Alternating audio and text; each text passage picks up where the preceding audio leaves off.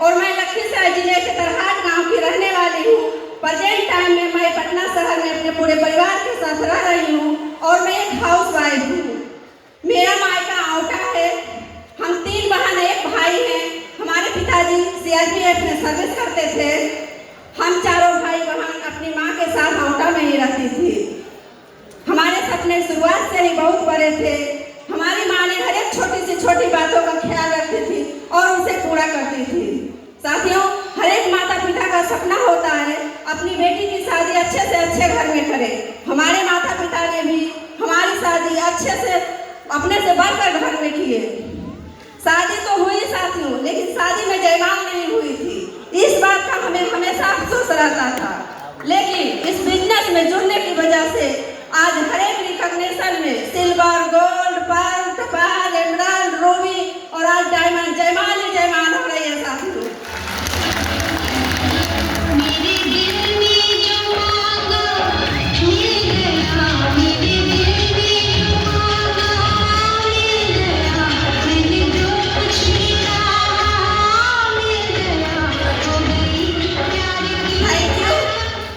साथियों, आज पहला सपना तो मेरा ये पूरा हो गया। शादी के 3 साल बाद हम अपने ससुराल चले गए। ससुराल में महीना 2 महीना बीतने के बाद मैं अपने पति से बोली कि आप कुछ करते क्यों नहीं है। उन्होंने कहा, एक लड़की को क्या चाहिए, रोटी, कपड़ा और मकान। साथियों, ससुराल में हम जॉइंट फैमिली में रहते थे। ससुर जी का घर था ही, कपड़े हमारी माँ दे ही रही थी, खेत का अनाज घर आ ही रहा था। इसी तरह जिंदगी गुजर बसर हो रही थी। दर्द करता तो हमरा दादी। साथियों, धीरे धीरे समय बीतता चला जा रहा था, लेकिन हमारे पति मेहनती बहुत थे। साथियों, जो भी काम करते थे बड़े ही मेहनत से करते थे।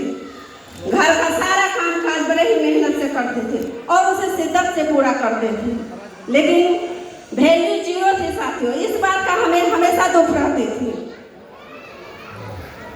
समय बीतता चला गया साथियों। मैं अपने बच्चे को अच्छा स्कूल में एडमिशन नहीं करा पा रही थी। घर में बहुत ही पैसे की तंगी हो रही थी। घर का माहौल धीरे धीरे करके खराब होने लगा। इसी बीच संजीव सर हमारे जिंदगी में सेफ शॉप का प्लान लेकर आए। मैं नाम लेना चाहूंगी। हमारे महागुरु जी के स्वागत में एक जोरदार ताली होनी चाहिए साथियों। Mister Madhav sir. साथियों, मोकामा और हथदा के बीच एक छोटा सा शहर बाटा है। वहाँ पर माधव सर का प्रोग्राम था। संजीव सर हमें इनवाइट किए थे। पति पत्नी दोनों साथ में प्रोग्राम देखने आना है। हम बोले ठीक है, आएंगे। साथियों, मेरे पति बहुत ही जिद्दी थे।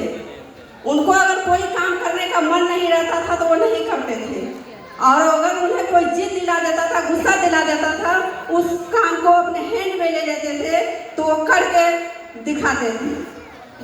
साथियों, जब मैं अपने पति से बोली संजीव सर इनवाइट किए हैं, पति पत्नी दोनों साथ में प्रोग्राम देखने बाटा आना है, उन्होंने कहा तुम्हें जाना है तो जाओ, हम नहीं जाएंगे। मैं बोली ठीक है, हम तो जाएंगे।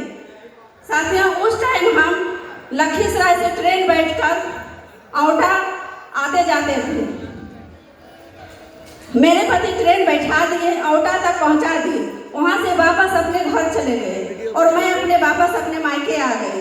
हम अपने मायके से प्रोग्राम देखने बाटा पहुंचे। प्रोग्राम में देखने के बाद वहाँ जो मान सम्मान फूल माला मिल रही थी, यह सब चीजें हमें बहुत ही अच्छी लगी। हमें लगी कि हमारी जिंदगी यहाँ से बदली जा सकती है, हमारे सपने यहाँ से पूरे हो सकते हैं। साथियों, मैं दूसरे दिन फिर अपने ससुराल आ गई और सारी बातें अपने पति को बताई। साथियों, मेरे बातों का मेरे पति पर कोई असर नहीं हुआ। उन्होंने कहा, उनके कानों में जू तक नहीं लेंगी साथियों, और इधर से सुने और इधर से निकाल दिए। मैं हमेशा परेशान रहती थी, आखिर मैं ऐसा क्या करूं कि हमारे पति भी इस बिजनेस को करें और हमारे सपने पूरे हों। साथियों, धीरे धीरे समय बीतता चला जा रहा था। इसी बीच हमारे पति को आवासीय विद्यालय में जॉब हो गई। फिर मुझे लगी चलो कुछ तो हुआ, कुछ तो कर रहे हैं। साथियों, मेरे पति क्रिकेट बहुत ही खेलते थे। क्रिकेट कि इतना शौक था साथियों कि मानो पहला प्यार क्रिकेट ही था। सारा काम एक तरफ और क्रिकेट खेल एक तरफ। मैं परेशान रहती थी क्रिकेट खेलने से। साथियों, इसी बीच मेरे पति को आवासीय विद्यालय में जॉब हो गई। और फिर मुझे लगे चलो कुछ तो हुआ, कुछ तो कर रहे हैं। समय बीतता चला जा रहा था। इधर संजीव सर से शो में डायमंड बन गए। संजीव सर फिर इनवाइट किए, मैं डायमंड बन गई हूँ, हम डायमंड बन गए हैं और डायमंड सिर्फ देखने आगरा चलना है। हम बोले ठीक है चलेंगे।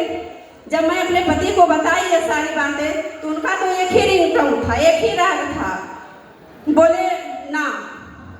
फिर मैं किसी तरह समझाई कि ठीक है आप इस बिजनेस को नहीं करना चाहते हैं मत करिए, देखने में क्या जाता है। साथियों फिर मैं बहुत समझाने के बाद मेरे पति तैयार हुए और डायमंड शिप देखने हम फुल फैमिली आगरा आए थे। डायमंड शिप देखने के बाद मेरे पति को वहाँ से भरोसा और विश्वास हुआ। उन्होंने वहाँ से मुट्ठी बांधी और इस बिजनेस को करना स्टार्ट किए। शुरुआत में बहुत सी कठिनाइयों और साथियों इस बिजनेस की शुरुआत मेरे पति ने जीरो से की थी। जीरो से स्टार्ट किया हुआ बिजनेस आज हजारों में तब्दील हो गई। मैं बहुत खुश हूँ साथियों।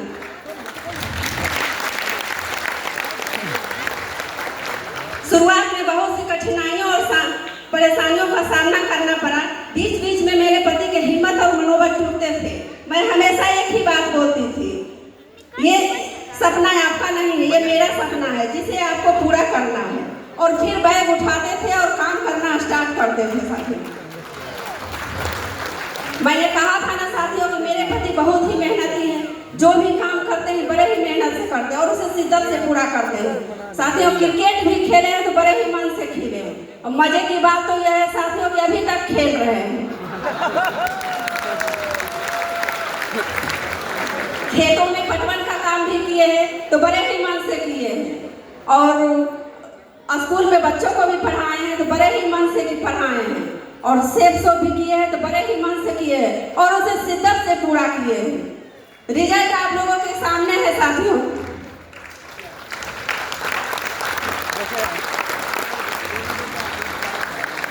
साथियों मैं जिस फैमिली में रहती थी मैं कभी नहीं सोची थी कि मैं अपने बच्चों को अच्छा स्कूल में, अच्छा कॉलेज में एडमिशन करा पाऊंगी। लेकिन इस बिजनेस की वजह से आज हमारे दोनों बच्चे पटना कॉलेज में एडमिशन भी लिया है और अच्छा एजुकेशन भी ले रहा है और आगे हमें पूरा भरोसा है कि कुछ करके ही दिखाएगा।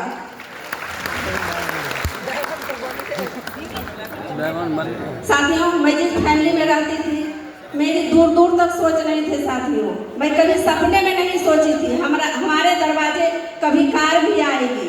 लेकिन इस बिजनेस की वजह से यह बिजनेस इतना खूबसूरत है, इतना अच्छा है कि खेत खलिहान के आर पर चलने वाला आदमी आज किया के कार में बैठा के घुमा रहे हैं। इससे बड़ी खुशी हमारे लिए क्या हो सकती है।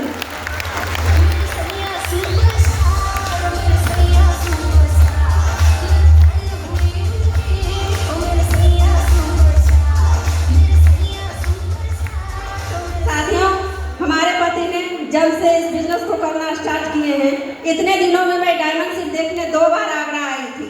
पहला डायमंड शिप संजीव सर का देखे थे और दूसरा डायमंड शिप राजकुमार सर का। साथियों हम भी उस भीड़ में बैठे डायमंड शिप देख रही थी। दूर दूर से दिखाई नहीं दे रहे थे, बीच बीच में लोग खड़े हो जा रहे थे, देखने में बड़ी दिक्कतें हो रही थी। उसी टाइम मैं अपने पति को बोली अब हमें जब कभी भी डायमंड शिप लेके आइएगा तो हमारे लिए सीट रिजर्व होनी चाहिए। साथियों आज हमारे पति ने ये सपना भी पूरा किया, आज हमारे लिए सीट रिजर्व है साथियों। साथियों मेरे पति का कोई सपना ही नहीं था। मैं कभी नहीं सोची थी कि हमारे पति कभी देश विदेश भी घूमने जाएंगे। लेकिन इस बिजनेस की वजह से आज हमारे पति देश विदेश भी घूम रहे हैं। अब 5 मई को दुबई घूमने जा रहे हैं साथियों। मैं बहुत खुश हूँ।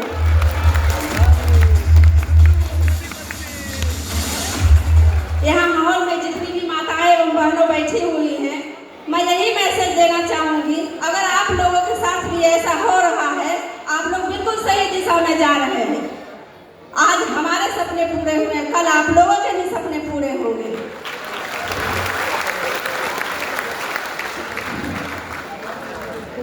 मैं फिर से एक बार इस साथियों आज हमारे पति ने हमारे सारे सपनों को पूरा किए हैं, जिसके लिए मैं अपने पति को दिल से धन्यवाद करती हूँ, कोटि कोटि प्रणाम करती हूँ।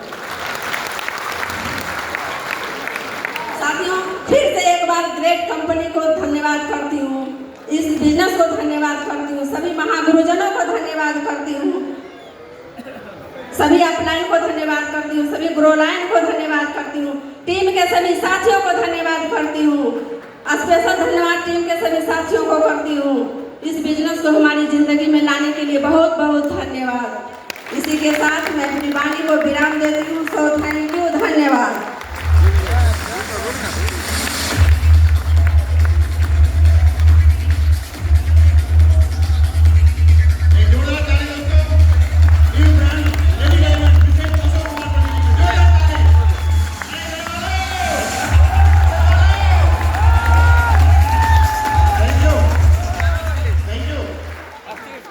दोस्तों, अब से इनका स्थान भीड़ में नहीं बल्कि डायमंड हॉल में दोस्तों होगा। हम मिसेज अशोक पटेल से रिक्वेस्ट करते हैं कि अपने समाज